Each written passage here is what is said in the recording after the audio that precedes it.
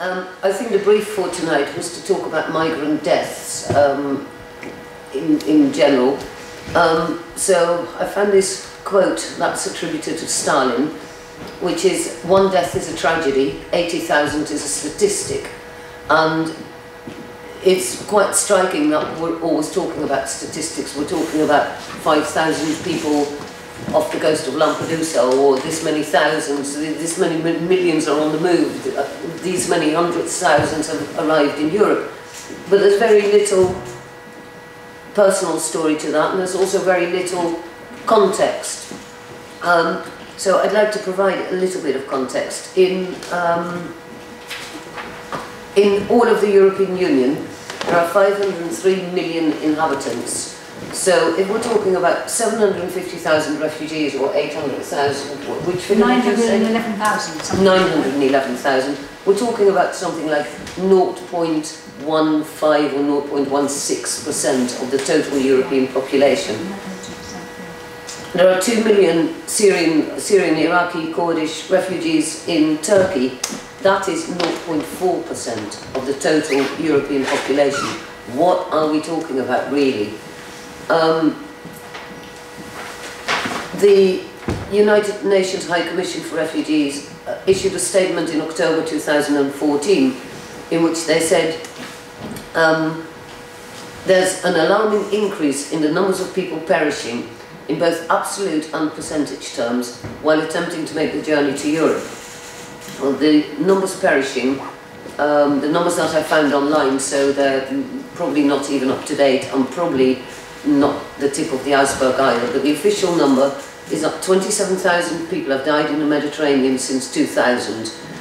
In October 2013, 366 migrants alone died in a single incident off the coast of Lampedusa. I don't know if you recall that, where a drunken and doped up captain, I think, smashed into a Portuguese vessel.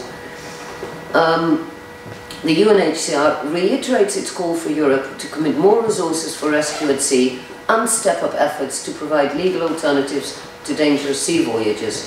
Well, what has been the European response? Mostly just to build fences. In Spain, I can show you that on my laptop, which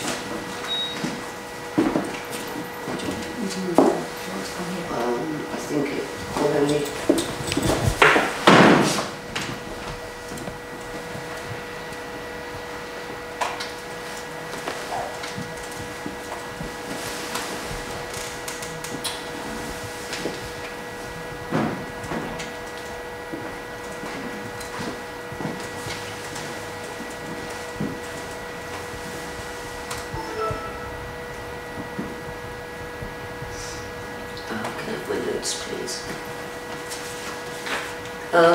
There are two little enclaves of Spanish territory on what we would consider Moroccan soil, so across from Gibraltar.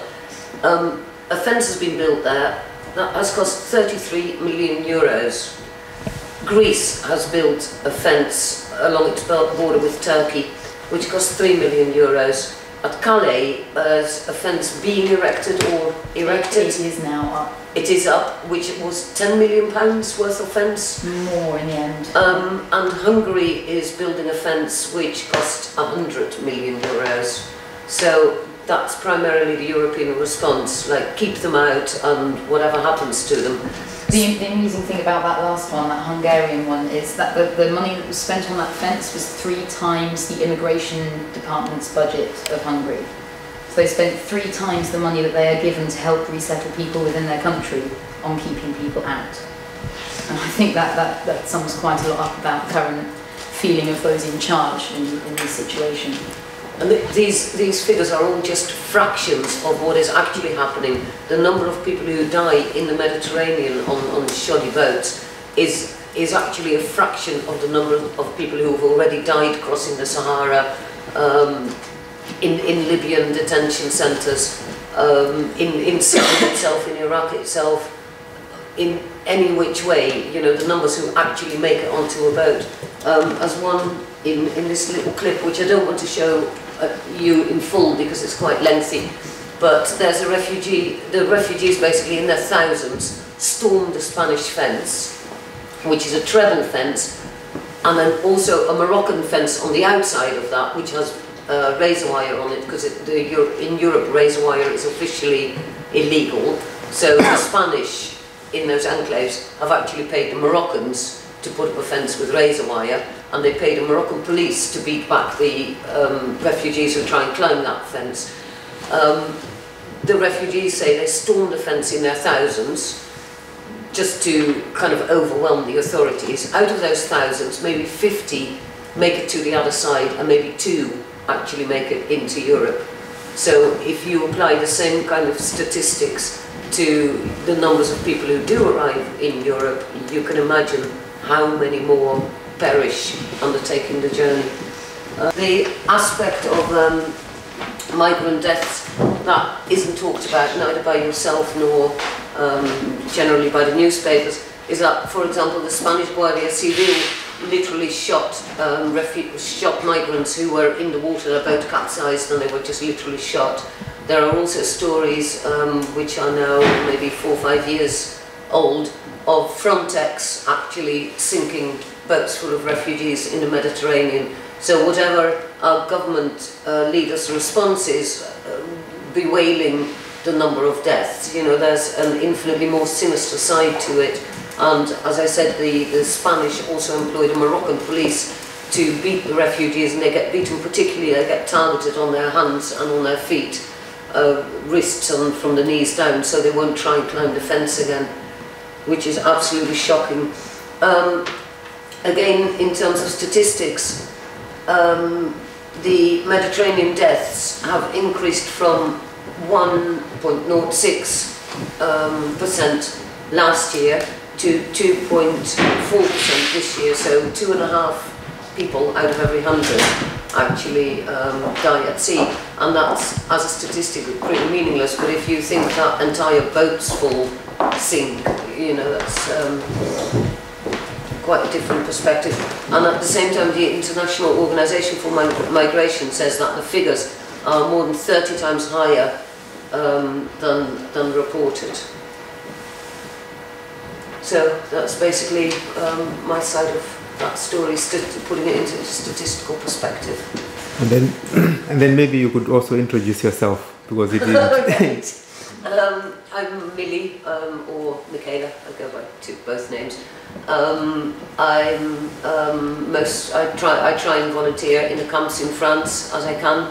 I'm a migrant myself. I've been a kind of economic or love migrant most of my life, and fully appreciate how difficult it is to arrive in a country and have to pick up your life from one day to the next. You have to integrate while at the same time earning money, looking after children, housing yourself, learning to speak a different language, learning to adapt to a different culture. It's an incredibly hard thing to do, and in my opinion nobody does that, you know, randomly or just in search of fortune. It's actually something that you have to be driven to do.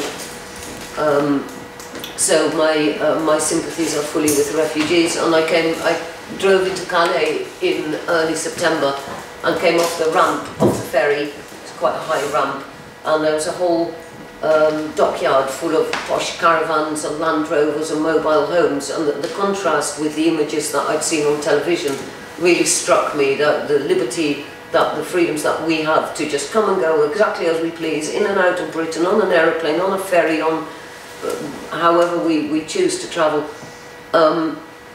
compared to, you know, a £10 million fence being erected at Calais to keep people out. And I mentioned something to my daughter about, just look at the contrast of these people coming back from a holiday, wherever, and the refugees. And she went, Mum, please, it's 7 in the morning. And I went, okay, calm down. And we literally drove out of the dock and onto the, I think it's the A4, A1 motorway along the French coast. And instantly there were the refugees, there were rows and rows of trucks and refugees trying to get rides from truck drivers. And my daughter saw them barefoot and shabbily dressed, and it was still warm then. And she said, Mum, we've got to do something. So that's what we're doing. Thank you very much for coming.